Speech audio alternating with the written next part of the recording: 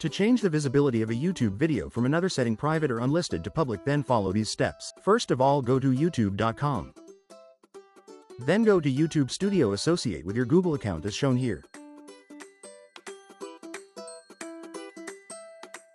Then on the left pane, click on Content. Locate the video for which you want to change the visibility.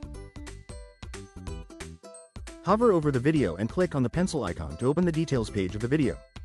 Look for visibility section on the right side and click on it.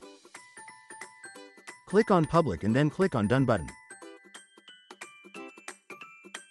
Click on Save button. Now the video is public and now the video is publicly available.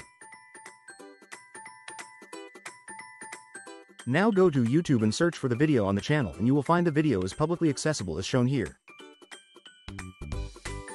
This much for today. If you like this video, please like, share and subscribe to the channel for similar videos. Also click on bell icon so that you will not miss any update.